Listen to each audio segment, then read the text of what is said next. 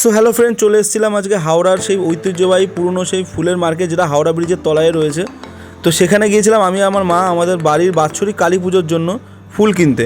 তো সেখানে গিয়ে দেখে তো এক কথায় আমার ফুল দেখে আমার একদম মাথায় ঘুরে গেছে, এত সুন্দর সুন্দর ফুল। আর এই প্রথম যেহেতু আমি এই ফুলের মার্কেটে প্রথম এসেছি, তো সেই সম্বন্ধে আমার এই ফুল দাম দরাদরি কেনা বা কীরকম কী ফুল নিতে হয় সেই সম্বন্ধে আমার কোনো আইডিয়া ছিল না। জাস্ট আমি গিয়েছি জাস্ট আমার মাকে হেল্প করার জন্য। কিন্তু এখানে এসে সত্যি কথা মানে না আসলে বুঝতেই পারতাম না যে এত রকমেরও ফুল পাওয়া যায়, এত সুন্দর এত টাটকা ফুল দিয়েও মানে এত সুন্দর এই কলকাতা চত্বরের মধ্যেও আসে।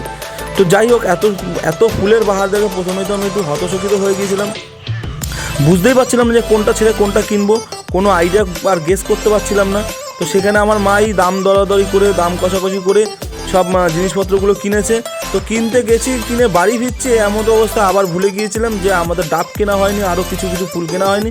তো আবার ব্যাক করে চলে এসেছি মার্কেটে, এসে আবার সেই ডাব কিনলাম, সেটাও আমার মাই কিনেছে। দেখে আমি ওই সম্বন্ধে অতটা আমার কোনো আইডিয়া ছিল না। তো যাই হোক, তো সে কিনে আমাদের প্রায় ঘন্টা দেড়েকের ওপর টাইম চলে গেছে। আর এতটা পরিমাণে টায়ার্ড আর এত গরম লাগছিল মার্কেটের ভেতরে হাঁটাচলা করে, জাস্ট তোমাদের বলে বোঝাতে পারবো না। তো যাই হোক, তোমরা যদি ভিডিওটা ভালো লেগে থাকে অবশ্যই সাবস্ক্রাইব করো চ্যানেলটা, আর লাইক কমেন্ট এবং শেয়ার করো।